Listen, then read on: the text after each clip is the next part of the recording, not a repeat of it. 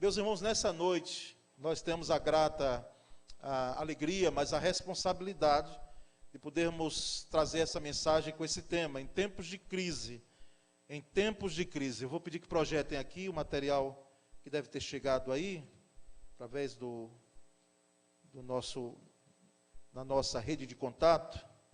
E em tempos de crise. Então está aí os irmãos, aquela corda ali, se você pergunta, por que o pastor botou aquela corda ali com aquele fiozinho, não é? Ali já é uma crise enorme, e está para romper, mas antes de romper pode ser fortalecida, reatada, com nós poderosos que só Deus pode fazer, realizar, não é? E inclusive até restaurar, fisicamente dentro desse campo de conhecimento que temos, talvez seja impossível aquilo ali, mas para Deus nada é impossível. Por isso que colocamos essa imagem, porque ela expressa essa crise, quase a se romper, e tudo ir de água abaixo, né? E de uma forma quase que inesperada, como acontece às vezes com uma corda. Só quem caiu de uma rede, não é? Mal amarrado, ou que não suportou, quem sabe, o peso sabe. Isso que eu estou contando, né? Mas é nesse sentido, tá certo? E convido você a abrir sua Bíblia no Salmo 46. Salmo 46. E nós vamos ler todo o Salmo. Abra a Bíblia. E os textos que forem ditos aqui, você vai abrindo sua Bíblia. Hoje a gente já tem que dizer, abra os aplicativos de celular, mas só a Bíblia, tá certo? Não vai ver outra coisa em celular, porque Deus não vai falar com outra coisa, não sei com a Bíblia agora, e a exposição da palavra. Quantos irmãos abrem aí? Eu quero dar graças a Deus pela vida da irmã Thelma Tavares, que fez cirurgia, né? Mas já está, hein, Luciano, já está bem aí, já está conosco, e eu tenho que ir lá, né, pós-cirurgia, né, ir lá fazer uma visita pastoral a vocês, mais de perto, orar com vocês, para quem sabe lá uma tarde, lá um momento, né, alinhar o horário de trabalho de Luciano, que a Thelma já está aposentada, né? Que bom. Então, louvamos a Deus também por isso. Vamos ler juntos, irmãos, juntos, sendo que eu lerei, os irmãos acompanharão esse texto do Salmo 46, que tem a autoria dos filhos de Corá, inclusive era um cântico, não é? É dado como uma música ao povo hebreu, e esses eram importantes, filhos de Corá, Jedutum, Asaf, todos eles músicos no tempo do rei Davi. Deus é nosso refúgio e a nossa fortaleza, auxílio sempre presente na adversidade. Por isso não temeremos, ainda que a terra trema e os montes afundem no coração do mar, ainda que estrondem as suas águas turbulentas, e os montes sejam sacudidos pela sua fúria. Há um rio cujos canais alegram a cidade de Deus, o santo lugar onde habita o Altíssimo. Deus nela está, não será abalada. Deus vem em seu auxílio desde o romper da manhã. Nações se agitam, reinos se abalam, ele ergue a voz e a terra se derrete. O Senhor dos exércitos está conosco. Venham, o Deus de Jacó, aliás, é a nossa torre segura. Venham, vejam as obras do Senhor, seus feitos estarrecedores na terra. Ele dá fim às guerras até os confins da terra. Quebra o arco e despedaça a lança. Destrói os escudos com fogo. Parem de lutar.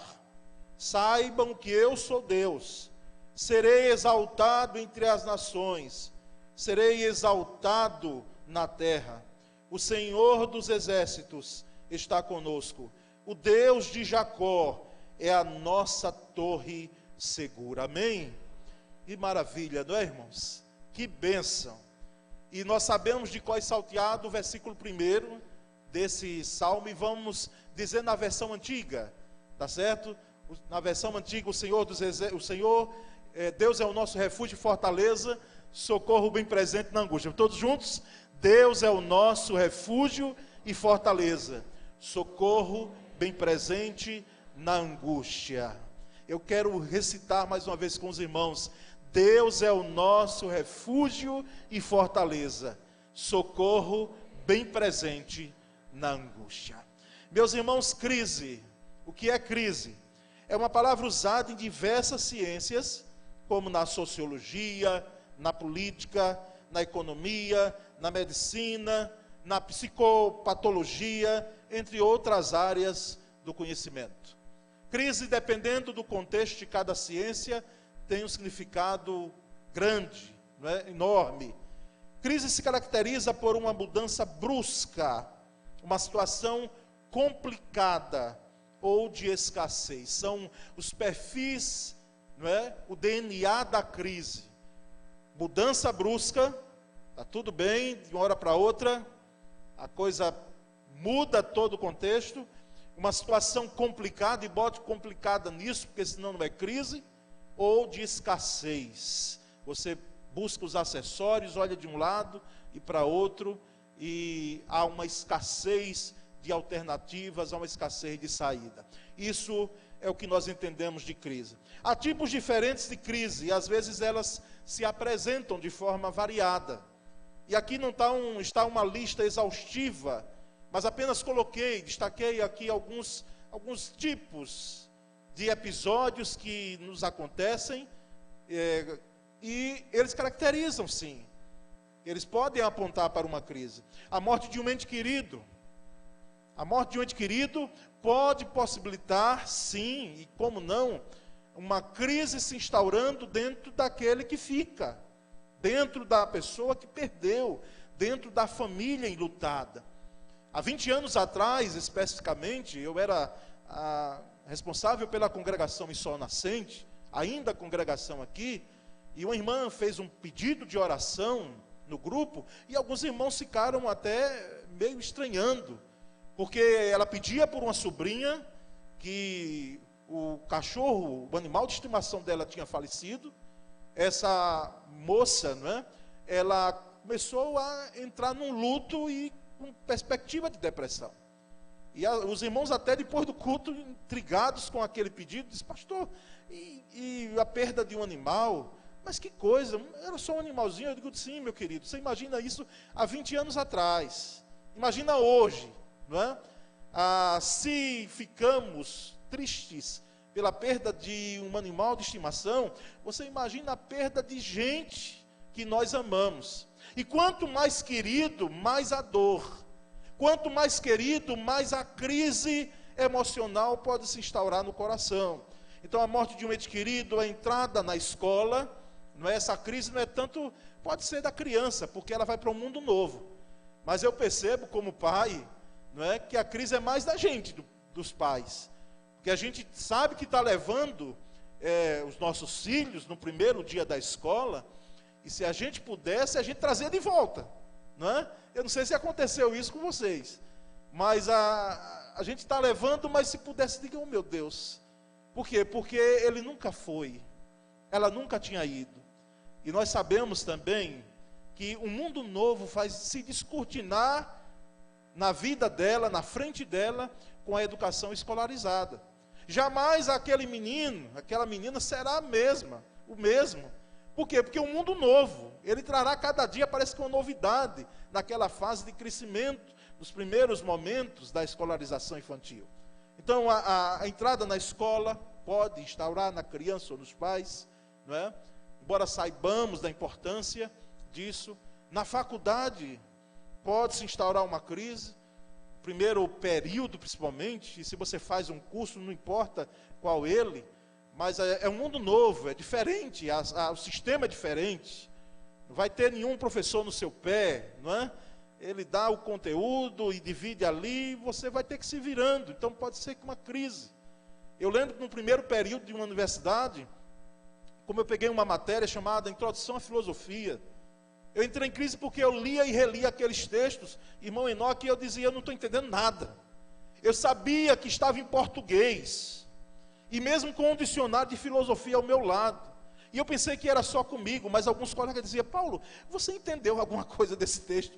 Eu digo: nada sobre nada, vezes nada. E dificuldades vieram.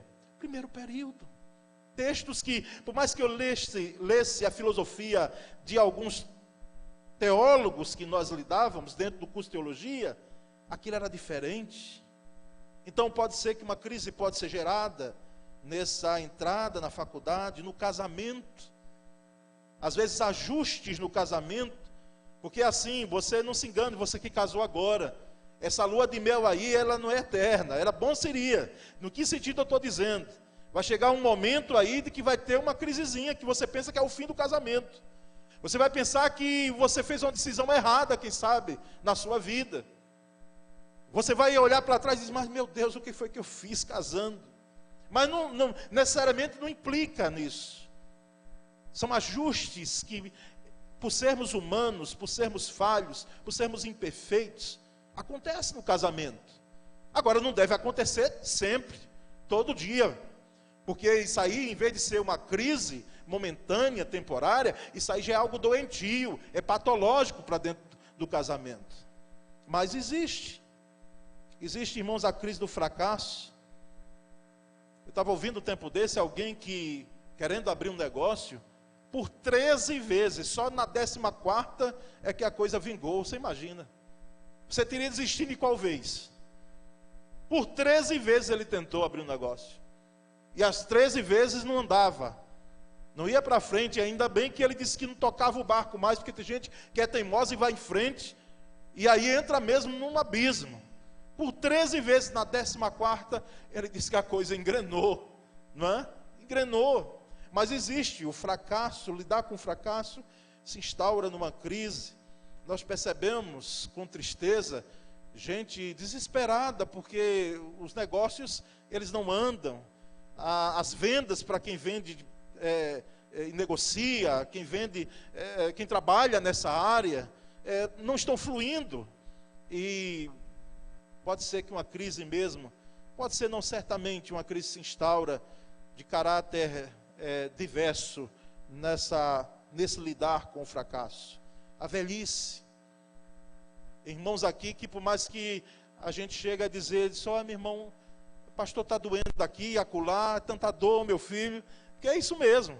Quando passa de certa idade, são dores, e elas vêm de graça, elas não avisam nada.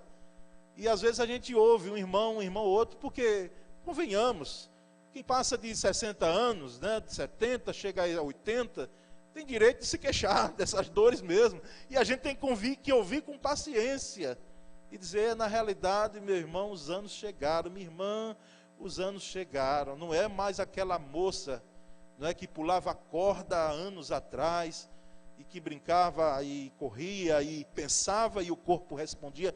Isso tudo foi embora, não é? A velhice pode ser um momento de crise. Gente que, inclusive, antes de chegar à velhice, já está com medo de envelhecer.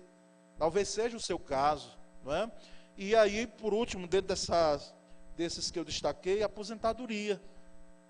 Porque era uma coisa que você sonhava. Vê se não era bem assim. Você sonhava aposentado. Diga se não era. Você dizia: oh meu Deus, no dia que chegar a aposentadoria, você agora está aposentado. Mas só que para alguns, não todos, pode ser que o seu caso, você esteja levantando as mãos. E levante mesmo. Porque é um privilégio de poucos, né? Nós não sabemos o que será o amanhã. Mas agora que você está aposentado, aí está na crise. Por quê? Porque não tem um projeto do que fazer agora. Não tem.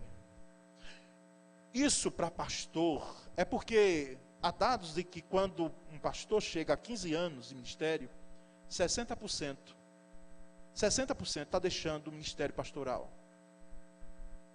Fez 15 anos, devido ao dia a dia, a intensidade do ministério e outras coisas mais. 60% está deixando. Eu dou graças a Deus que eu já cheguei a 20 anos. Agora, dia 17 de fevereiro, fará 20 anos de ordenação e mais 10 de ralação como evangelista à frente de congregações. Então, 30 anos pela graça de Deus, lidando com congregação. Que bom seria Se todo seminarista fosse primeiro para o sertão, fosse para um trabalho, fosse para algo, e é necessário, porque tem um estágio, não é, professores? Tem o estágio que precisa, é necessário no curso teológico. Mas, o que é que nos chama a atenção? Pastores, quando aposentam, a crise é maior. Por quê? Porque tem alguns que só se prepararam mesmo para ser pastor. E não tiveram um outro projeto. Não cuidaram em outra área a não ser pastor. E quando chega o jubilar, não é? Ou o jubilamento, como nós chamamos, que é a aposentadoria pastoral, já vi muitos pastores entrarem em crise. Mas muito mesmo. Já falei com alguns pastores veteranos nessa área. Mas nós vamos adiante. Algumas ações e reações em tempo de crise, irmãos. Você se sente incapaz. Há uma incapacidade quase que generalizada na sua vida quando você está em crise. Você não tem condições de resolver, de solucionar a situação. É mais forte do que você. E você, quem sabe, pode começar a colocar culpa em outros, porque é uma ação ou reação de alguém que está em crise. Procura culpados. Quem é o culpado? Às vezes o pai, a mãe, o irmão, a irmã, a igreja, o pastor.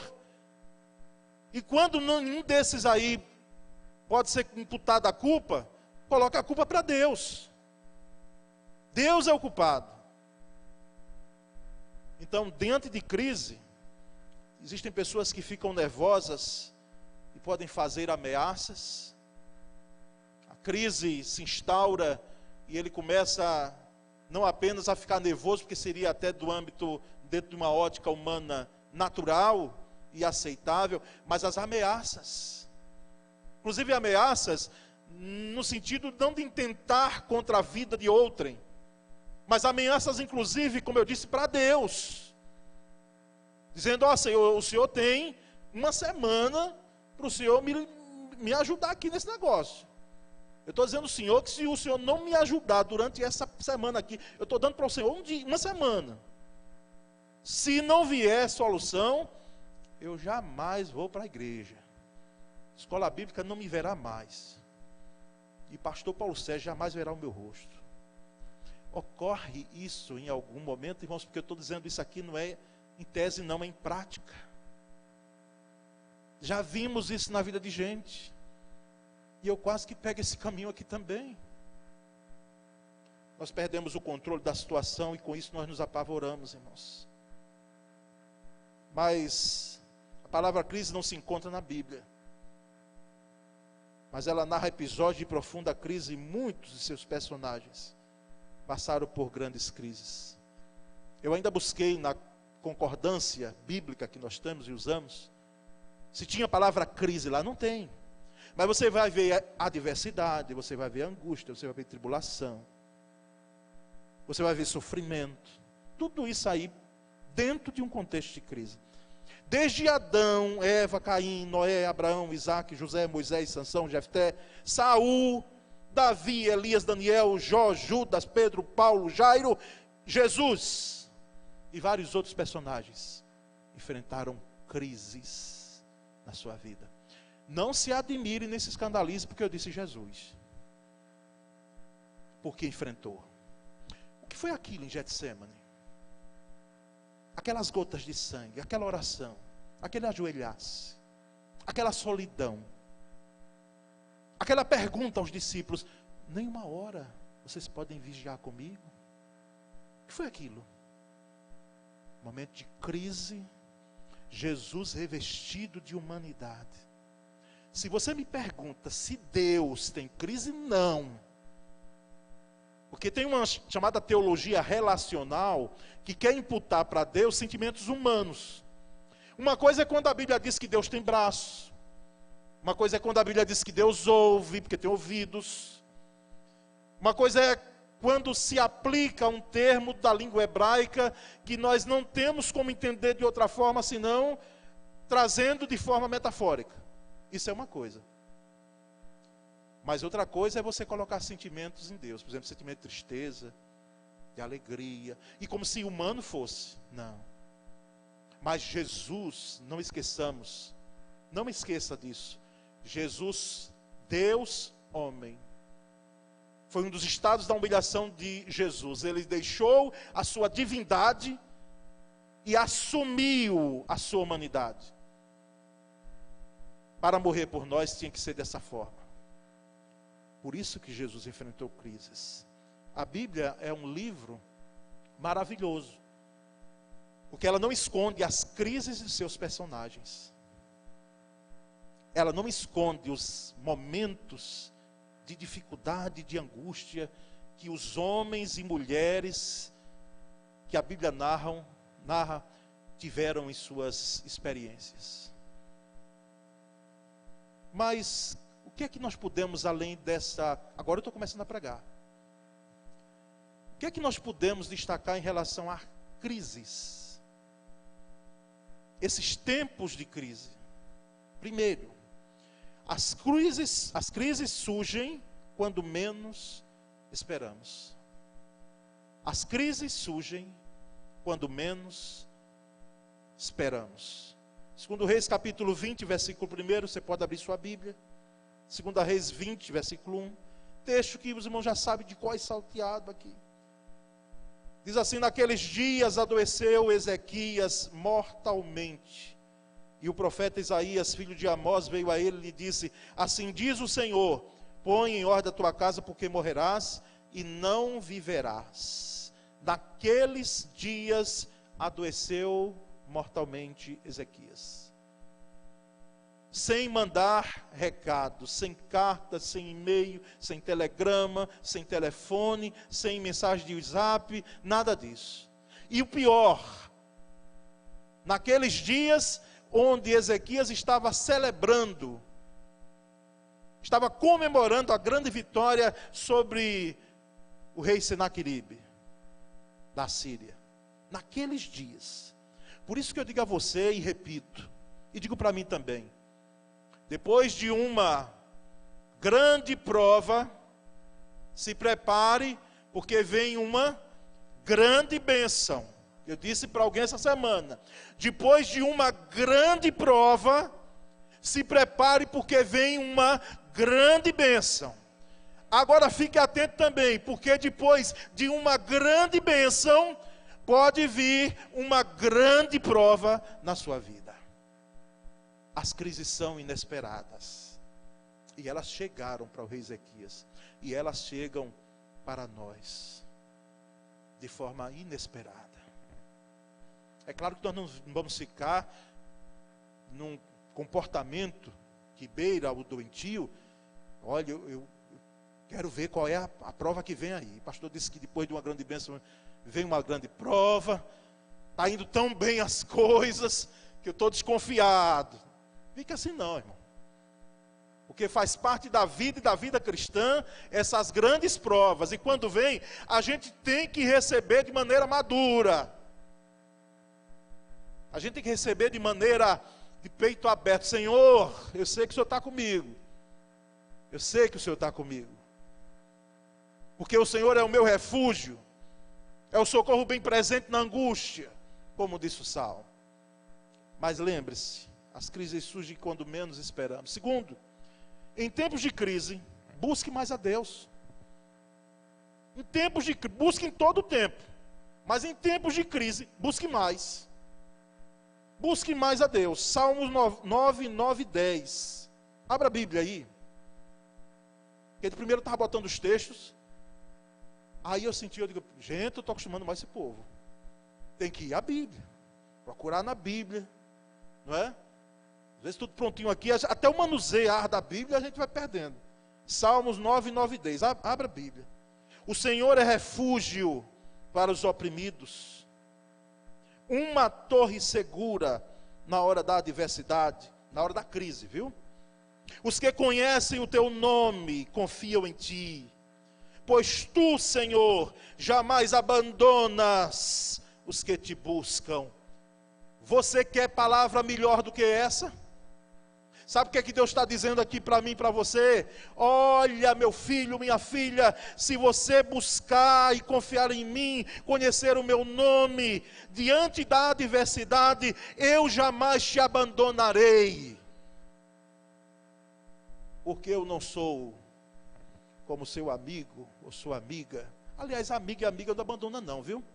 Que são amigos, a gente iria de encontro à palavra, porque a Bíblia diz que há amigo mais chegado que irmão, amigo mesmo de peito, a não ser como a gente enfrenta aquela crise de Pedro, diante daquela pergunta: Pedro, tu me amas mesmo?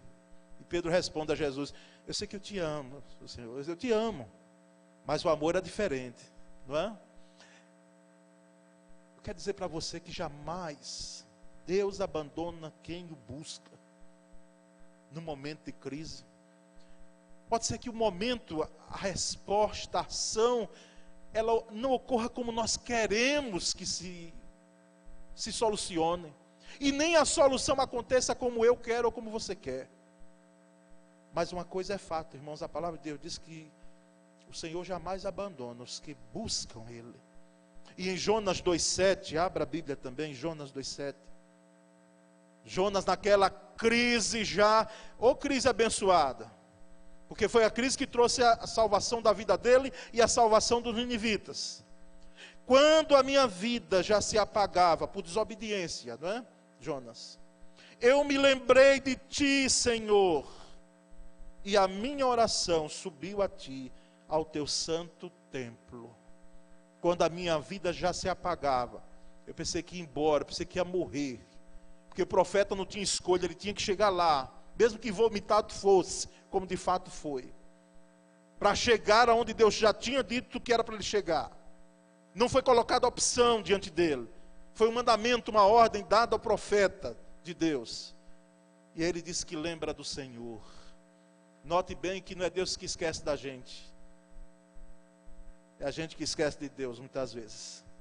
Eu lembrei de ti, Senhor, e a minha oração orou, e a minha oração subiu até a ti. Diante da crise, busque mais a Deus. Busque mais a Deus. Mais do que orar e ter a oração como palavras, oração, e meus irmãos, não são palavras. Oração é entrega. Oração é, lembra do rolar sobre? O rolar sobre o animal que preguei aí um domingo atrás, que é o confiar.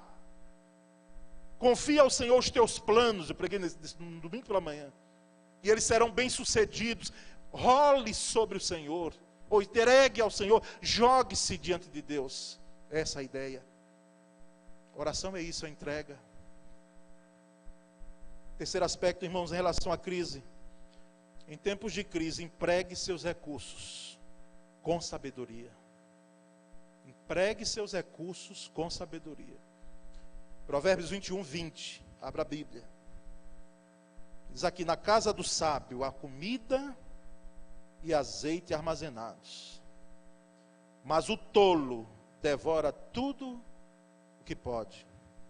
E vamos ao texto seguinte, Provérbios 24:3. Com sabedoria se constrói a casa, e com discernimento se consolida.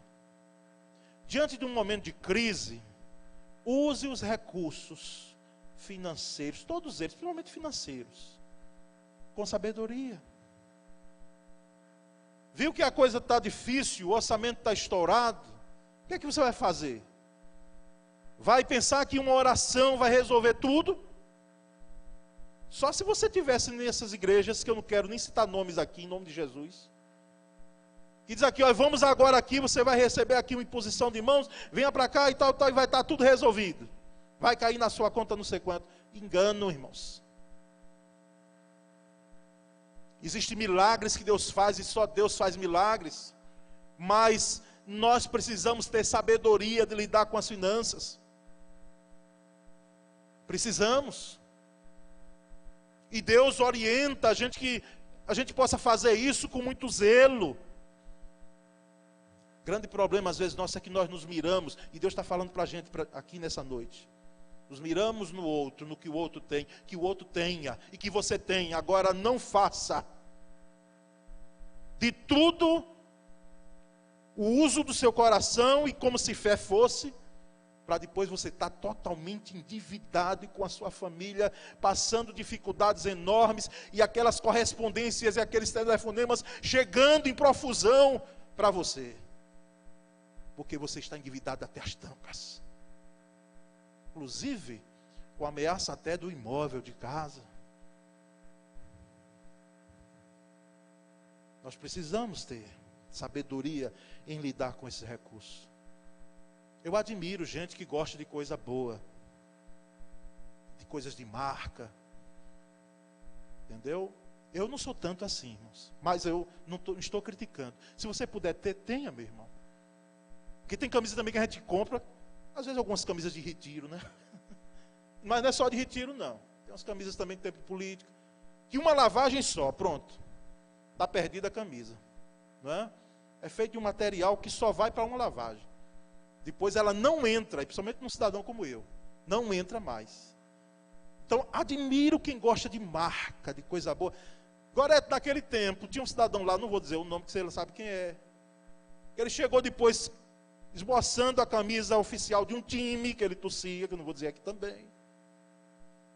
E ele deu um preço, que era o meu honorário lá na congregação como sinalista. Eu digo, não estou acreditando que você comprou essa camisa, mesmo com um time assim, que você torce, você deu esse dinheiro todo. Ele disse, deu, pastor, porque aqui é da marca, é oficial, não sei o que lá. Admire, irmãos. Mas que você compre, mas que você use com sabedoria os recursos que Deus lhe deu. Que adianta, às vezes, a gente ter esse comportamento. E às vezes não ter, não permitir que se chegue até as necessidades básicas da nossa casa e da nossa família. Aos homens agora que gostam de um carro, né? Se puder ter, meu irmão, tenha. Louvado seja Deus, foi Deus que lhe deu mesmo. Usufrua, compra de uma marca boa, porque carro também hoje, eu mesmo olho para trás e digo, não, Senhor, muito obrigado. Eu saí daquele 1.0, né? E está no 1.6. Questão de segurança, às vezes, numa BR, uma ultrapassagem, nós sabemos disso. Agora, depende muito de como você adquire. Você adquire deixando pendências no essencial da família? Os irmãos estão entendendo isso? Diante do momento de crise, use os recursos que Deus lhe deu com sabedoria. Com sabedoria. Mas vamos adiante, e há um quarto e penúltimo aspecto. As crises são oportunidades para arrependimento e conversão.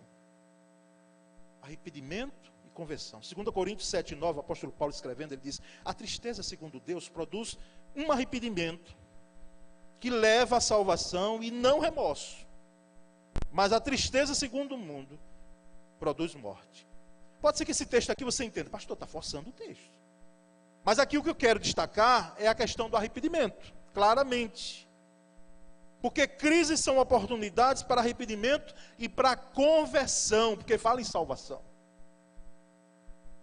Não se engane que através de uma crise, se você já tem o que nós chamamos de salvação, louvado seja Deus. Mas através da sua crise, quem sabe, entenda isso, Deus pode estar propiciando arrependimento e salvação para alguém, quando não é você mesmo. Porque arrependimento aqui, não entenda o arrependimento apenas para a salvação, mas arrependimento dos erros, das falhas que eu cometi. Ou você é perfeito? Não é. Agora, às vezes nós temos dificuldades, geralmente temos dificuldade de reconhecermos nossos erros. Por isso que procuramos sempre um bode expiatório, uma culpa. Quando é no cenário de familiar, de casal, o esposo aponta para a esposa, é você a culpada. E ela de lá para cá diz, é você o culpado. Os filhos apontam para os pais, são vocês o culpado.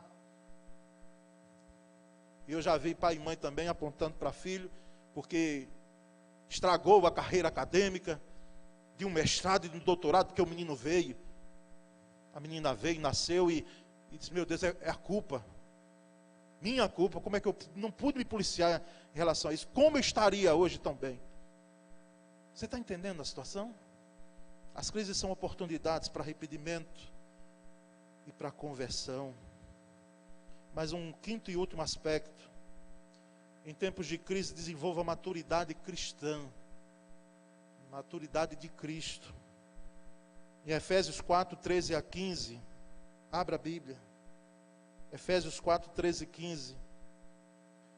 O apóstolo Paulo diz aqui: até que todos alcancemos a unidade da fé e do conhecimento do Filho de Deus e cheguemos à maturidade. Olha aí, cheguemos à maturidade. Maturidade cristã não implica em idade. Você pode ter 50 anos de membro de igreja, mas não quer dizer que você seja maduro. Eu já vi gente com essa quantidade de membro de igreja, mas eram bebês na fé. E já vi novos decididos com a maturidade de gente que parece que tinha anos no caminho do Senhor. Cheguemos à maturidade, atingindo a medida da plenitude de Cristo. Da plenitude de Cristo. O propósito é que não sejamos, Paulo continua, mas como crianças, levados de um lado para outro pelas ondas, nem jogados para cá e para lá por todo vento e doutrina, e pela astúcia e esperteza de homens que induzem ao erro. É natural a criança depender dos mais velhos, do pai, da mãe, de quem faz o papel de pai e mãe. Natural. Por isso que elas vão para um momento para outro. Criança, muitas vezes, você que tem filho nessa idade, a partir da adolescência é conversa. Juventude é conversa, é diálogo. Não adianta agora. Mas na fase infantil, irmãos, se o menino chegar e disse: meu pai e minha mãe, eu não quero tomar banho. Minha mãe, né? Porque quem cuida é mãe. Pai, tem pais aqui que merecem tanto parabéns porque podem ajudar muito. Mas geralmente é a mãe que leva a carga dupla, tripla. Minha mãe, eu não quero tomar banho. Conheceu alguma criança assim? Não vou tomar banho. Vai tomar banho, menino. Vamos lá. Não quero. E quem foi que disse que ela tem que decidir isso? Qual é o pai que vai chegar e dizer: meu filhinho, você quer tomar banho? Hã? Você quer tomar banho, meu nenenzinho? Sabe o que você estava dizendo para ele? Meu filhinho, lá na frente, você obedeça a seus pais se você quiser.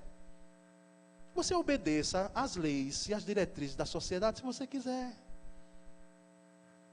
Vai tomar banho, sim. Escovar os dentes? Vai escovar.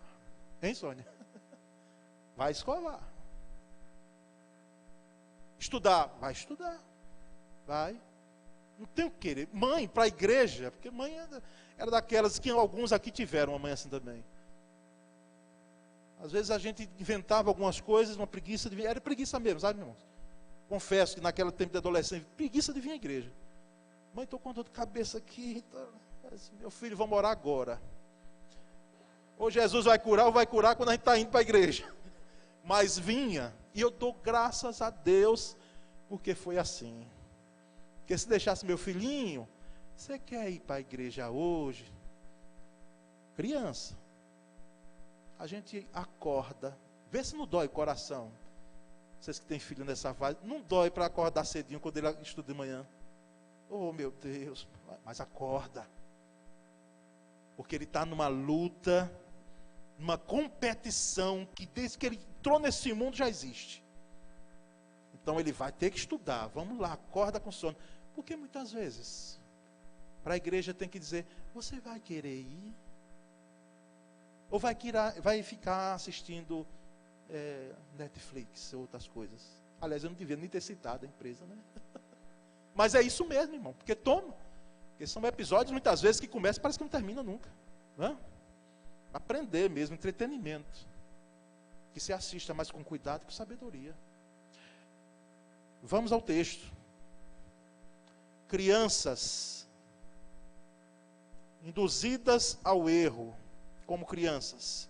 E no final do versículo 15. Antes seguindo a verdade em amor.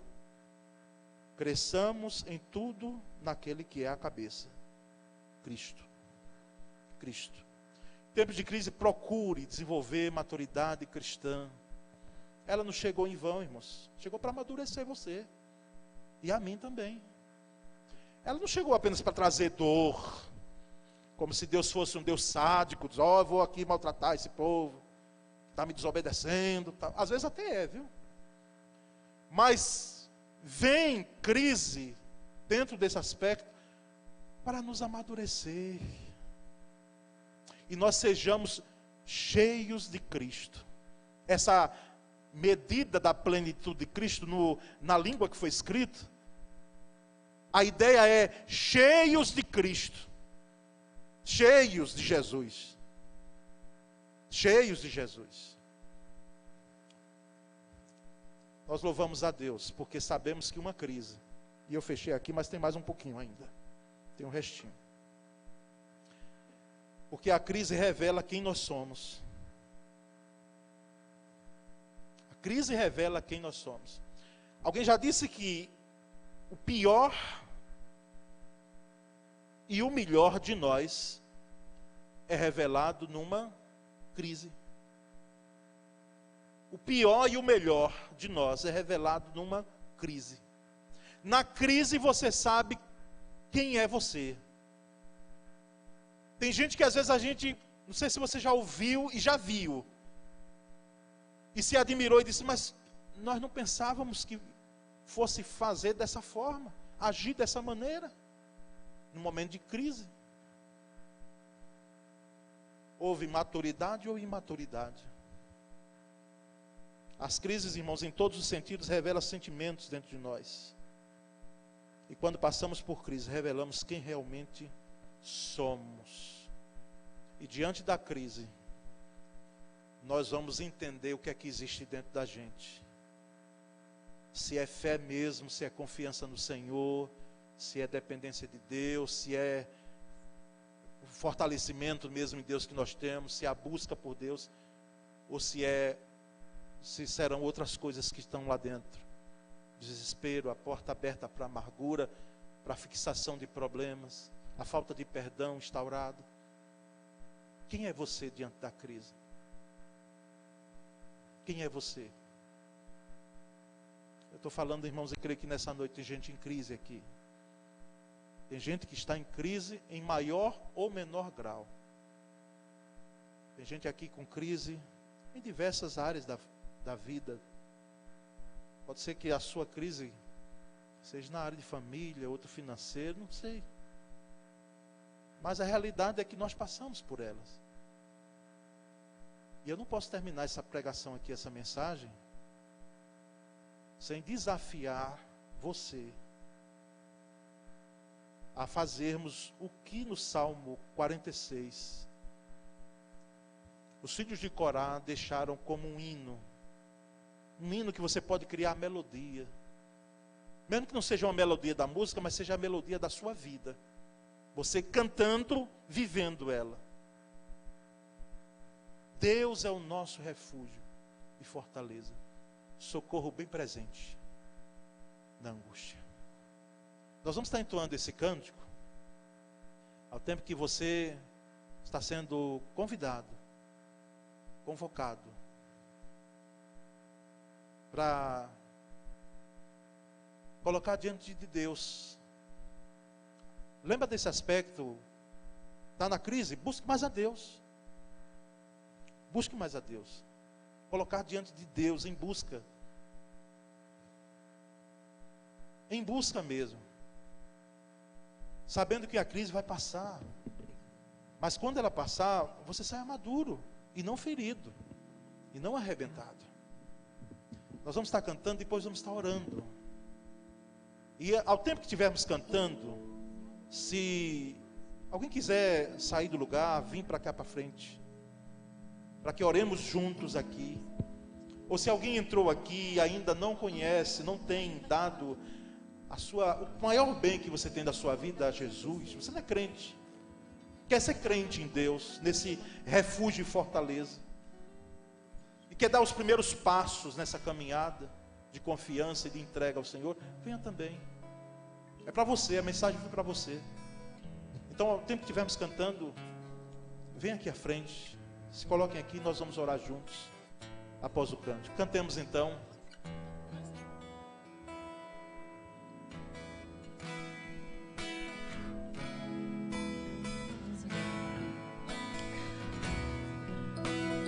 Deus Jesus maravilhoso és, minha inspiração a prosseguir.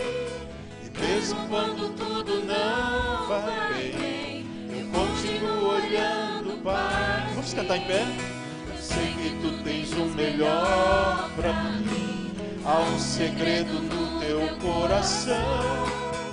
Dá-me forças para continuar, guardando a promessa em oração.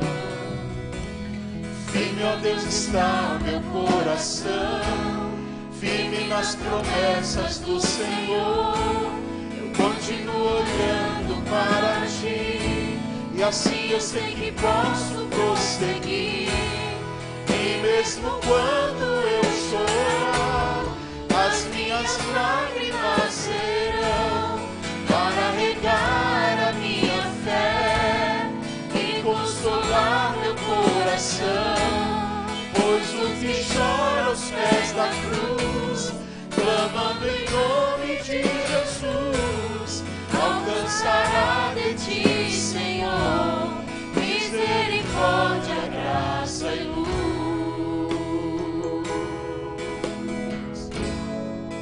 Teu grande amor não cessa, teu grande amor não cessa, eterno, não tem fim. Quão grande és tu, Senhor, quão grande és pra mim. A graça é o meu refúgio, descanso no teu poder. Maravilhoso és, maravilhoso és pra mim.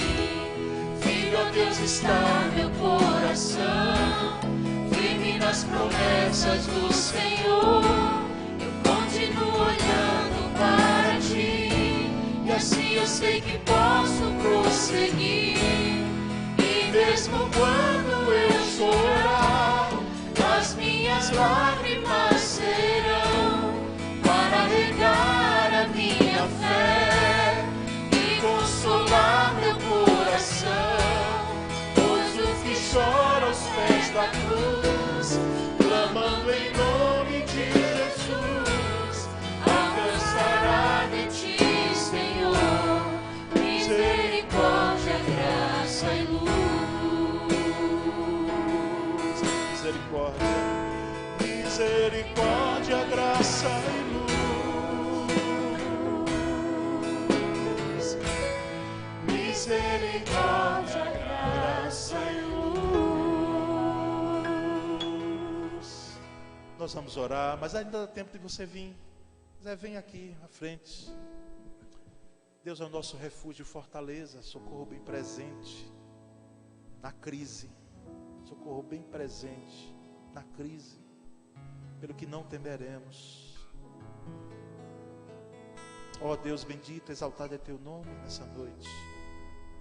O Senhor nunca falou em vão. Nenhuma das palavras do Senhor caiu em terra que não frutificou. Quando encontra o coração contrito, quando encontra o coração mesmo movido e abalado pelas crises que passa, mas um coração, uma vida que clama pelo Deus vivo, que busca o Senhor no tempo de crise, que sabe, se elas vêm de maneira inesperada, também espera e aguarda pacientemente de que ela passe, porque, como falamos aqui, reiteramos outra vez, de que não existe crise eterna. Eterno é o Senhor. As crises, elas vêm e elas passam, porque depois de uma grande prova vem uma grande bênção. Senhor, que seja realidade na vida desses que estão aqui à frente, Que depois de grande prova, depois de grande crise, venha a grande bênção, a bênção da maturidade, a bênção da firmeza, a bênção, Senhor, de poder, mesmo diante das situações que passaram, poder cantar o Salmo 46, como os coraitas fizeram. Oh Deus, que esse salmo seja música para essa gente, para os nossos irmãos que aqui estão. Louvamos ao teu nome, engrandecemos o teu nome, porque em tempos de crise é inevitável naquele que confia no Senhor não sentir o Senhor mais perto, não sentir a tua mão guiando e sustentando. Oh Deus, muito obrigado nessa noite, para que, ó Deus, possamos sair daqui sabendo e tendo isso por meta de esperança nossa, que depois de uma grande crise vem uma grande bênção. Depois de uma grande crise vem uma grande bênção. Exaltado é teu nome, pois nessa noite chegou gente aqui na frente que reconhece em ti Salvador e Senhor de sua vida, reconhece os seus pecados, sabe que errou e pede, ó Deus, misericórdia e graça sobre ti, sobre a vida dele, vinda de ti. Que aconteça agora, Senhor, os primeiros passos sólidos de uma vida que entrega a sua vida a ti, Pai. Nós oramos em nome de Cristo Jesus. Amém. Graças a Deus.